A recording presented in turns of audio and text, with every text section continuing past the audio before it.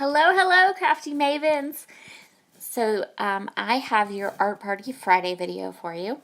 And I'm going to be playing with my watercolors and some other supplies. And the papers I've chosen are from my November clip kit. I'm just matching up some of my watercolors to go with my Kiratakis.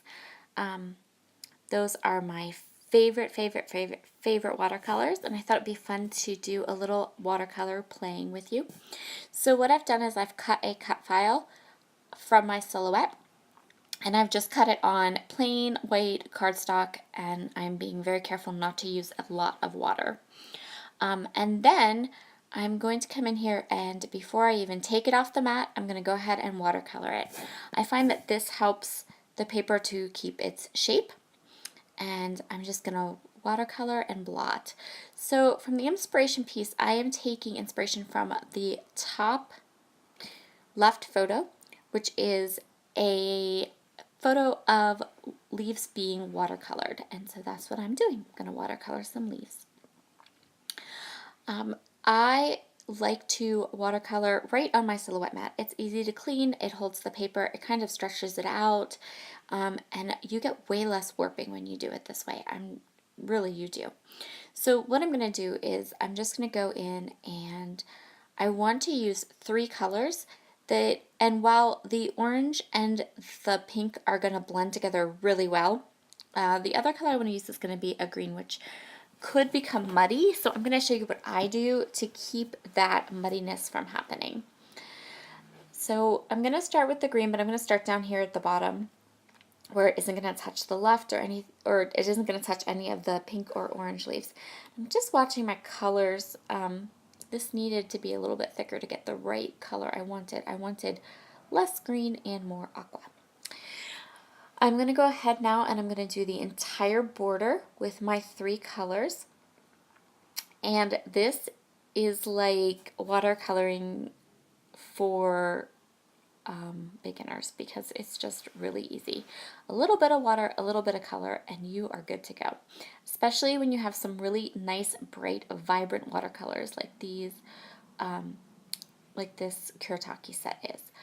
So what I'm doing here is you can see that I'm trying to kind of have the orange and the green beside each other, but I don't want them to blend. I don't want mud. So how I'm going to do that is I'm going to create this kind of a line and then blot it off so that it doesn't look too stark, too harsh, but simultaneously it's also not going to bleed and give me a funky color I don't want.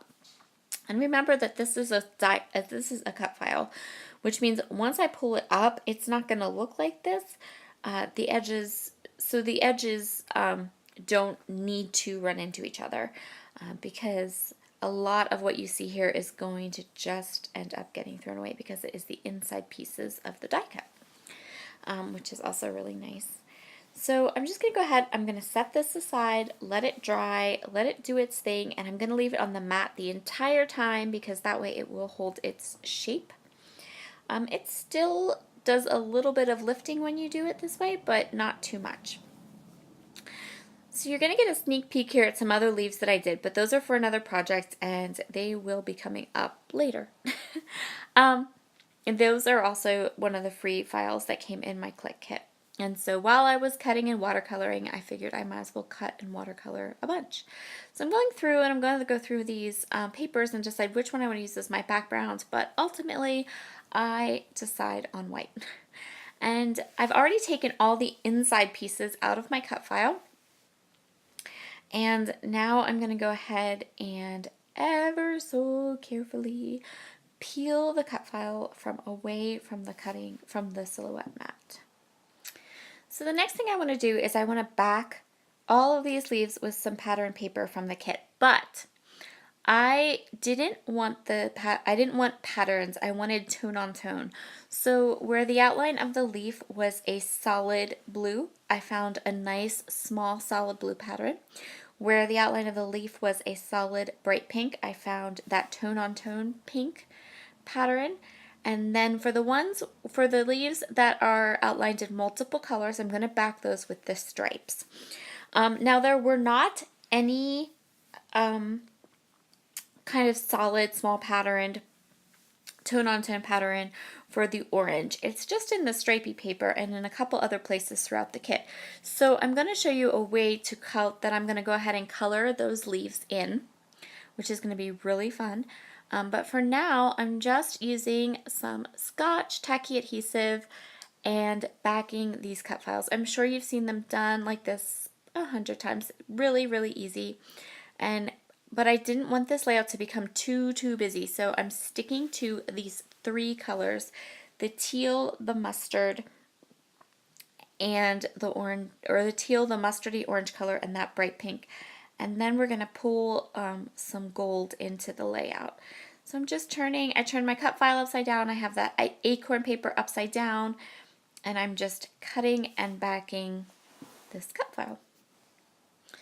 For the striped paper, I did keep a really close eye on where I was cutting the leaves, only because some of the strips on the B side or the back side of that paper I wanted to save. So now I have all of the cut files, or all the leaves back that I want to have backed, and now I'm going to attach my cut file to my paper.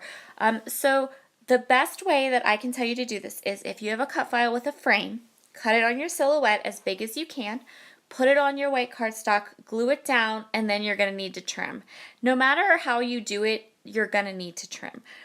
And I find it easier to glue the cut file down and then trim the white that pops up around the edges just with a pair of scissors. And that's how I do it. I find that to be the easiest and best way. And at the end of the day, you might have a slightly smaller page than 12 by 12, but it will be just a teeny tiny bit smaller, and it will fit in your albums just fine. So that's what I did here. I glued down the frame on all 4 sides with my tacky glue, and then I'm just going to trim away the pieces of white that are showing so that my layout has that really nice watercolored frame look to it. And then as soon as I get that trimmed up nice, just the way I want it, I'm going to go ahead, I think next up is I'm going to go ahead and kind of glue down some of the leaves. So some of the leaves, just naturally because of the watercolor, they're kind of popping up. So where they naturally are popping up, I'm going to pop some pop dots underneath to kind of support them, because I really like the idea of the shadows behind the cut file. And then other parts that are popping up that I don't really want to pop up, I'm going to glue down with some tacky glue. Was extra careful with the orange leaves. I want them to be completely glued down to the paper because of the next technique and the next little thing I'm going to do to this cut file. So you can see here how I'm really carefully gluing down those orange leaves right there. And this is how I do mixed media. I don't like super messy backgrounds. It's just, I love to watch other people make them, and I think they're beautiful, but when I make them, I just feel like they're a big mess. So, but watercoloring die cuts or using mixed media products to alter things on my page or to create things with stencils, shapes and such, that I really do love. And that's kind of where I like to use my mixed media or art supplies with. So that's going to be my photo. It is one of the outtakes from our family photo session from last year. And now I've grabbed some spiced marmalade distress oxide ink. And I took a round, one of those round foams that you usually put on top of the wooden handles from Tim Holtz. I use them like this quite often. I just kind of fold it in half in my hand and use it like a dauber to apply the ink to the inside of the leaves. And this gives me the fill-in for the orange leaves without it being a super busy pattern paper. And it gives it a nice look. So the cool thing about distress oxides is they react with water, so I'm dropping some water droplets onto them first, and I do like this look, but I've decided that I really want something a little bit more. So the next thing I'm going to do is kind of blot it away from the water droplets, and then I'm going to go ahead and grab my mini mister, which just gives a really fine mist, and I'm going to go ahead with that mister, and I'm going to spray each of the leaves up here. You'll see me do that in a second. And then I'm going to blot away, and I'm just going to do that. I'm going to mini mister, ink, and blot until the leaves look the way that I want them to look. And because I glued down those orange leaves so well, they didn't run over. I think there's one tiny little spot, but I'm going to cover it up anyway. So the next thing is, this is a vellum sheet of paper. It's 8x8 paper. It came in my kit. It's from Pretty Little Studio. And what I'm going to do is I'm going to use a bit of it to map my photograph, just to give it a little bit of separation and a little bit of a border from the background. And then I'm going to painstakingly go through and cut every one of the leaves. So I'm going to fussy cut all these gold leaves. I left a little tiny bit of the vellum around them, but I'm going to cut and cut and cut. Even leaves that are maybe like only half leaves, I'm going to use those too. As many leaves as I thought I could salvage off of the offcuts from this vellum, I cut them and then cut around them as embellishments for my page. I thought they would be perfect as embellishments because they don't have a lot of heavy weight, and my background is nice and bright and a little bold, and I didn't want any more color for sure. I was very mindful of the colors when I was doing this layout because I knew it could easily become a big, bright, bold mess. So I was really careful to not embellish with anything that was super bright or bold, but these gold leaves were perfect. They added just the perfect little touch to the layout, and I love how they turned out. So I'm just going to tuck them in here and there, and I'm tucking them in underneath because if I tuck them underneath something else, then that gives me a nice spot to add adhesive. And I just used a little bit of adhesive on most places. For this little cluster down at the bottom, I decided to add this flare, which came in my kit. The colors were perfect, and I thought it added just a little bit of something to draw your eye over to the photo, a little bit of a different texture.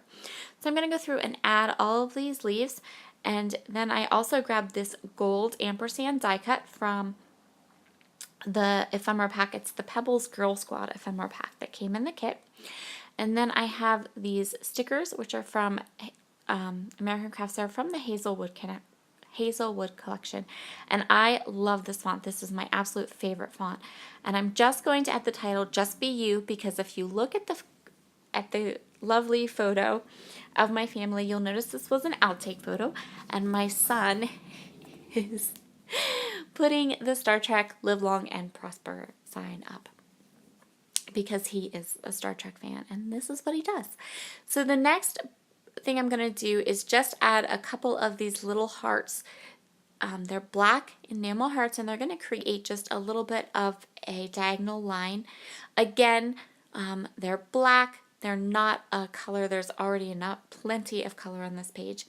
And I just want to add just little touches of the black for your eye to kind of follow down through. And that will be the last little bit to this layout. I hope you enjoyed my Art Party Friday. You are going to see me again up next Friday as well, so this will be super fun. Here's my layout all finished and completed, and I just love how it turned out. Have a wonderful day. I'll see you again next week. Bye!